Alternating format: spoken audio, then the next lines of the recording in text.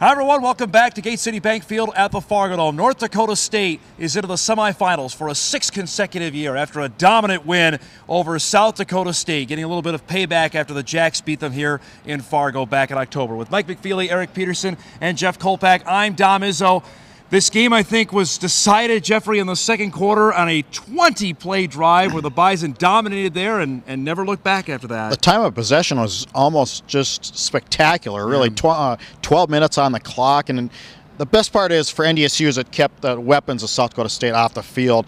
And it gave, the NDSU defense so much time to do adjustments. They could have done it twice. I mean, it was just crazy. Third down conversions were so big today. NDSU was 10 of 13. I thought Easton Stick was very Brock Jensen-like on that, and very Carson Wentz-like when he was, humming it so well that when you're 10 of 13, you can do some damage. Big E, that drive started, was a 3rd and 23, and as Jeff alluded to, the ability of Stick to use his magician ways to get out of that, finding an R.J. Erzadowski on that play, that really told the story, I thought, in my mind, of the game, that the Jacks just couldn't get off the field on 3rd down. Yeah, that play in particular, even the postgame coach John Stiglmeyer for SDSU said that can't happen. You can't have a 3rd and 23 and convert. And I just think the offensive line for NDSU probably looked at that first game tape and just had a chip on their shoulder. We talked about all year about how this offense hasn't put the hammer down in the second half. They definitely did today, but that was set up by that big drive because I think it was a 2-to-1 time of possession at halftime. And Austin Cooner, it looked like he put some gum and tape on his left elbow or whatever elbow it was and got back in there. You could just tell there's 3 Cedars on that offensive line, and they really came to play today. I'd like Mike to present now the gold coin that he was presented after the game by NDSU President Dean Brashani. That has not surfaced, Kolpack, since you and I picked against the Bison when they beat Northern Iowa in 2011. Of course, you picked the Jacks today to win the game. I received a text from my wife in the middle of the 4th quarter saying, "What do you think now, smarty pants," basically. And then President Brashani patted me on the shoulder and said, "I think you need this to maybe feel better after your pick this morning." But what a dominant performance by North Dakota State. I think anybody could see NDSU winning the game for sure. I don't know that anybody saw them dominating in this type of fashion. SDSU's offense was never on the field. And Stiglmeyer said, hey, the best defense is their offense, that, they never were stopped today. Right. But when NDSU's defense was in the field, it played very well. It pressured Taryn Christian. As the game went on. It forced a couple of turnovers. A couple of first drives for South Dakota State went very well. But then after that, boy, Christian got nothing. Goddard got nothing. Winnicky got nothing. It was a dominant performance. Well, you said you think you could say NDSU winning the game, and after those first 2 drives, 150 yards, they scored 10 points just like in a heartbeat, and everything, they're just gashing NDSU left and right. 150 yards on the first 2 drives, and they finished with 192 for the Jacks. So after that, to the game, 42 yards after those first 2 drives. Is that good? That is good. That's not bad. You look at it. After game 1, Jeff, the story was Taryn Christian and how dominant he was both with his arm and his legs. Easton Stick was the better of the 2 quarterbacks today, especially with his legs. Except for the end of the half, little snafu where he didn't get his offense going in time and did an audible when he should have anyway. But he's just, I think he's just solid. He's just good. He's 12 of 21, but had more yardage than Christian did throwing. And I think they're more and more going to his legs because when there were so many times I thought during the game that they didn't do it earlier in the year where they ran them. They ran them on a 3rd and 4. And they never did that earlier in the year. So it's playoffs. They're saying, okay, if you get beat up, so be it. We're gonna try to ride you a little more. I thought it was ironic, Big E, that one of the big plays in the game comes from an NDSU backup and Grant Morgan filling in for the injured Nate Tangway. He gets the safety on Christian early in the 3rd quarter after Stick throws a pick at the 1-yard line. Morgan, who had not had many reps coming into this last 5 games, comes up with a huge play. Well, that accomplished a lot of things. One, NDSU's coming off the end of the first half where they don't score and they have it at the 1. Then they drive down to start the second half and they throw an interception at the 1-yard line. Then you're thinking, NDSU's dominated at this point, but they're letting the Jacks hang around. Then you get the safety and they got to give the ball up again, and that added to the time of possession, made it a 6-point game. I think the ensuing drive, NDSU got a field goal, and it goes to 19. And at that point, when NDSU in the playoffs gets a 2-possession lead, they're pretty tough. Yeah, they ran off 39 of 43 plays, yet only had a 1-possession lead. Right, that was the striking part about it.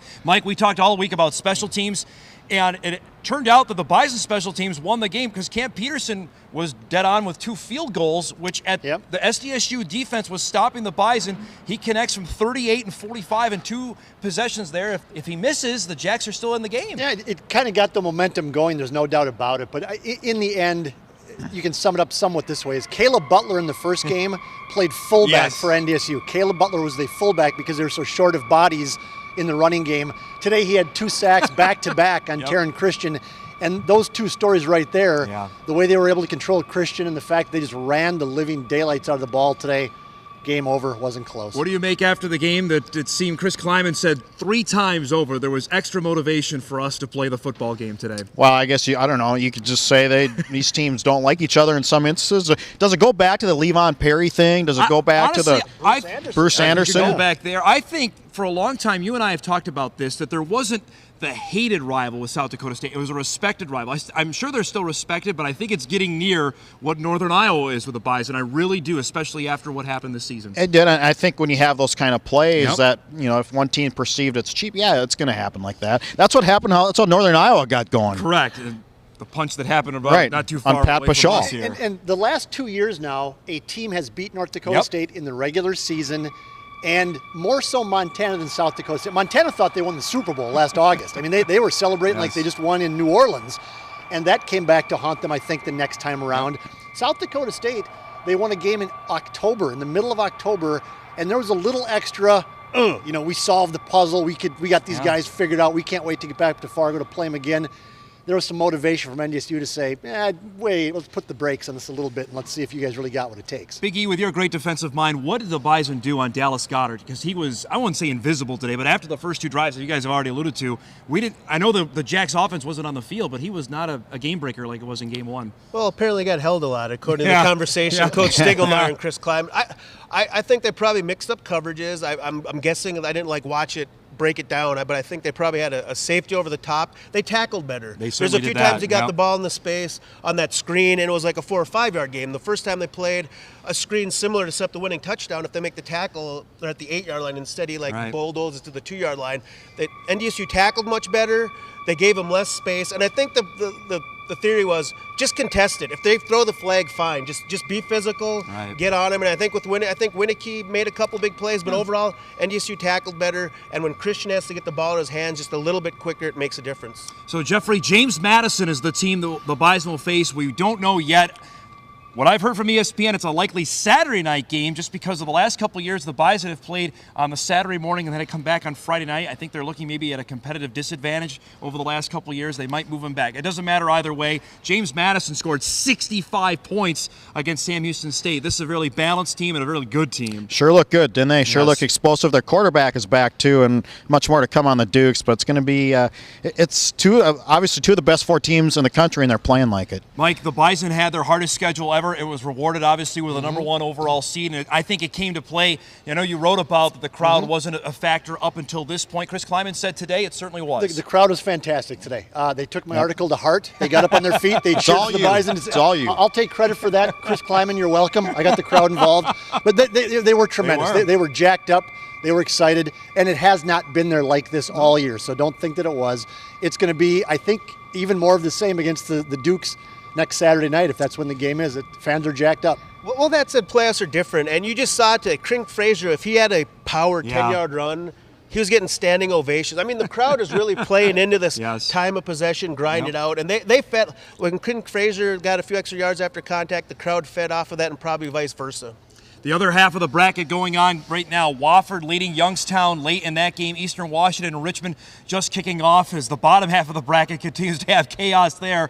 So we'll see what happens in the bottom half. But the Bison will play on, and they'll take on James Madison, the champions of the Colonial Athletic Association. Our friend BG's probably coming back, so you get to see him next week. I know you're excited about that. The Commissioner Gordon's coming back. Commissioner Gordon is coming back. For Mike McFeely, Big E, Eric Peterson, and Jeff Kolpack, I'm Dom Izzo. We'll see you next week here from the Dome.